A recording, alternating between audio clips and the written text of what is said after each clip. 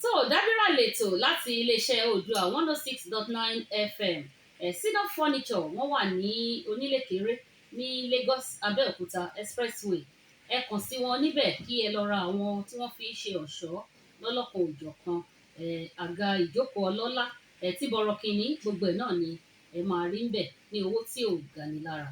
So ìpele tí mo wà báyìí mo sọ fún yín mo ní Marckenson all the way from United States of kini United Kingdom ni kì í ṣe State of America tó ó dáa Ọlọ́run á ṣe nírọ̀rùn ẹ kúrọ̀lẹ́ ẹ káàbọ̀ ṣe dáadáa lè dé kí lẹ mú wá fún wa báyìí àbí kíngì òfin kan ránṣẹ́ sí wa ni.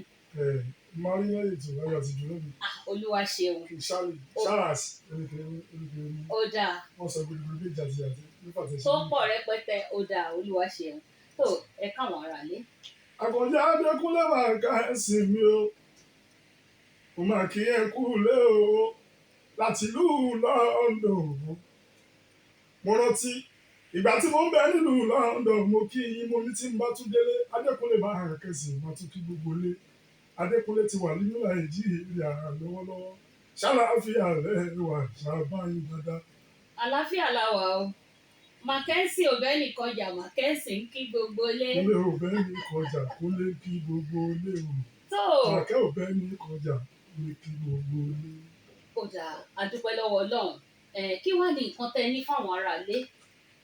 Ẹ ṣe olóòtú ẹ kú ọjọ́ mẹ́ta nǹkan tí a ní fáwọn èèyàn wa ẹ mọ̀ látọjọ́ yìí àwa kan ti mí ìsín díẹ̀ iṣẹ́ ajé ló mú wa lọ sí London ta káàkiri àwọn ibi tá a ti play àdúpẹ́ lọ́wọ́ Ọlọ́run bá a tún ṣe dé yìí náà sìn aláti tún ṣe welcome dance ètò pé ká fi dúpẹ́ lọ́wọ́ Ọlọ́run Thanksgiving and welcome dance abẹ́ṣẹ́ lọ́jọ́ Sunday yìí ẹgbọ́dọ̀ Ọlọ́run ní City Post Lounge nínú ọgbà LTV8 lọ́jọ́ Sunday May 11 láti bí aago 3 ìrọ̀lẹ́ títí di ká máa fà títí tó wálẹ̀ ẹ wá bá a ṣàjọyọ̀ láti pé gbogbo àwọn èèyàn ọwọ́ ìpàtì ni o máa ṣe àmúgèlè àmúfìlà wọṣọ funfun máa bọ̀ pẹ̀lú olólùfẹ́ gbogbo àwọn nǹkan tá a kó láti London yẹn ká fún yín yẹn lálẹ́ kí tó lè kárí.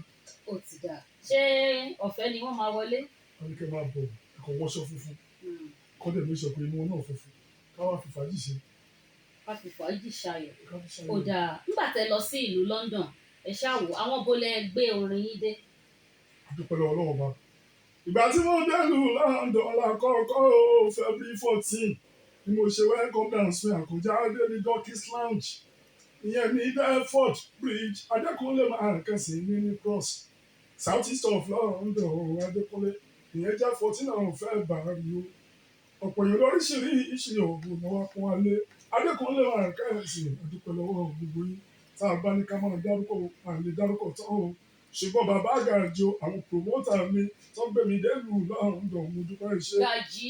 Bàbá Gàjí Isiaka mọ́ Gàjí bàbá àti Godfather wọ́n ṣe bẹbẹ fún Kúnlé Marckenson mi pẹ̀lú Bọ́lára Stella promotion Adékúnlé Marckenson gbogbo yẹn ṣe.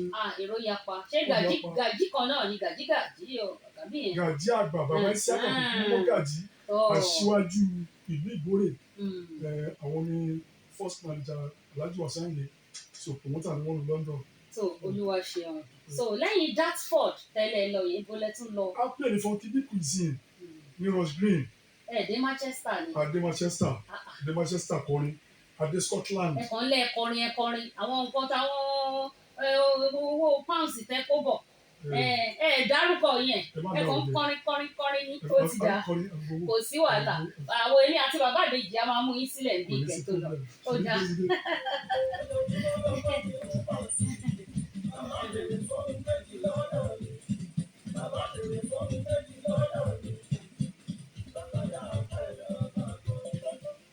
so Adékúnlé Marckenson báwo ni wọ́n ṣe tẹ́wọ́ gba fújì sí lọ́hùn. adúpẹ́ lọ́wọ́ Ọlọ́run bá torí afọláàánú gbà nígbà tí mo dé ìlú London mo rí pé àwọn èèyàn bàtà débẹ̀ yẹn àwọn èèyàn wọn ṣe wọ́n wà hospitality wọn pọ̀ wọ́n ṣe dáadáa sí wa èyìnbó jó fújì àṣàwọn ìgbógun tí ń jó fújì jújú lọ lóòótọ́ wọ́n jó gan o ẹ tẹ́ bá ti gbóni tó dáa kò ní ṣòro láti jó àti pé gbogbo àwọn àṣà wa náà làwọn òyìnbó nífẹ̀ẹ́ sí ẹ̀rí pé wọ́n tún ti ń ráṣọ òkè rẹpẹtẹ tó wá fáwọn ọmọ wa lọ ń bí. gbogbo ẹ̀ ló ń ṣe gbogbo ẹ̀ ló ń ṣe ìlú London ibi tó dáa gan ni. ṣọ́ọ̀ṣì máa tó wù yín láti tún padà lọ síbẹ̀. alágbára láìpẹ́ láì jìnnà mo tún padà sí London mo lọ Canada mo lọ sí Amẹ́ríkà nígbàdàn Ọlọ́run. Ọlọ́run á ṣe é nírọ̀rùn ó dáa òun náà ni ẹ ti gbọ́ yẹn o Marckenson ní ọjọ́ Sunday tí ó ń bọ̀ yìí Sunday ọjọ́ méje kọ́ nìyẹn. bẹ́ẹ̀ni ìpè àwọn fẹ́ ṣe welcome dance ní LTV.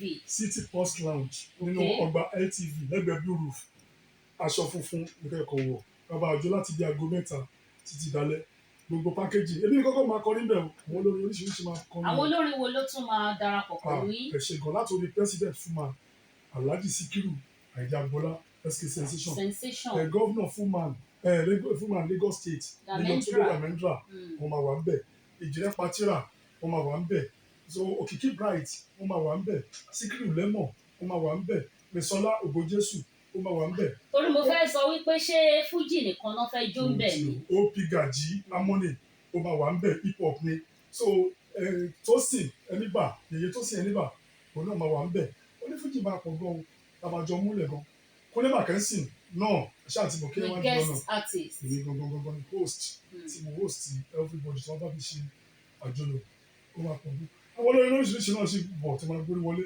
Michael Medula wọ́n pọ̀ ìlànà kìkà tó. tó wọ́n ní a lè dúró wò tán season movie ni kí ẹ tú yáyá kẹ tú yáyà èkó fàtáì náà máa wà ń bẹ̀. kẹ tú yáyá kẹ tú yáyà ní ọjọ́ Sunday tó ń bọ̀ ní aago 3 títí di ìgbà tí àkùkọ bá kọ. gbogbo ìgbà aṣáà máa jó títí dàsìkò pé okay let's go home. ó dáa Ṣọlá Melody gbogbo àná làjọ máa wà níbẹ̀ lágbára náà. ó dáa ẹ jẹ́ ká tún gbọ́ orin Marckenson díẹ̀ kó tó di pé àpá. àkọsí àtẹ̀wò máa kú.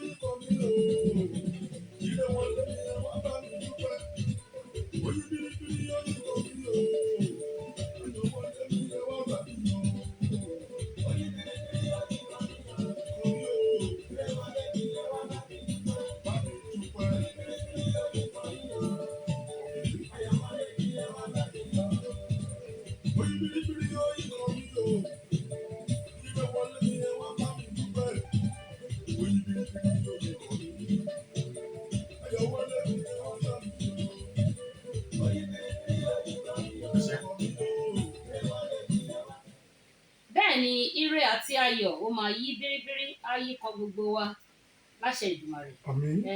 kó tó di pé àlọ́ kí lẹ tún fẹ́ bá àwọn ará lè sọ.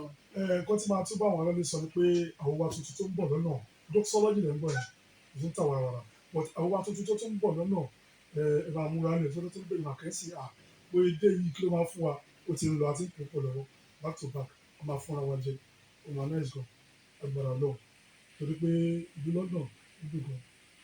èmi náà ti ẹ̀ rí wọ́n ní bílé san ni bí ò san ni àwọ̀ là ń wò mórí kójú yín tutù tó àwọn tó tọ́jú yín lọ́hùn yẹn Ọlọ́run á máa gbọ́ wọn sókè ẹ̀ẹ́dẹ̀ bá lé láyọ̀. gbogbo ọjọ́ tí wọ́n fẹ́ ṣètò wa tó fẹ́ ṣètò fún wa náà bíi náà àwọn àríyá ti gbogbo náà àti yọmí wọ́n tún tẹ́wọ́ gbà ń bí náà aráàlú gbà àánú ò ní fi bu wa sílẹ̀ lágbára náà. àmì ẹ ṣeun gan ni a dúpẹ́ lọ́wọ́ Marckenson ẹ̀rọ ìbánisọ̀rọ̀ yín fún àwọn aráalé. ẹ ṣe olóòtú ìyẹn sábà ń wò pé ẹ jẹ́ kẹ́mi náà ó jẹ́ àwọn ọkọ ẹ̀dẹ̀ máa ṣe náà ìyẹn gbọ́ngàn làgùn mọ̀ wò ẹ pè mí sórí 070-130-83722. lẹ́ẹ̀kan sí. 070-130-83722. so a dúpẹ́ gidigidi lọ́wọ́ àlejò wa Adekunle Marckenson all the way from United Kingdom ṣé mo pè é dáadáa òkúta ò lọ lẹ́nu bíi bọ́ọ̀sì. ẹ ti lọ ṣáájú àwọn. tó ọlọ́run ṣeun Sherifat Ògúnṣolú ló ń dágbére fún yín pé èṣù oníyàwá onífọ́tò nìkan la fàyè gbà títí di ọjọ́ mẹ́jọ pẹ̀lú àṣẹ Ìdùmarè nígbà tí a tún máa wá dá àrà ayọ̀ àrà láà máa dá ànídáràn láṣẹ Ìdùmarè.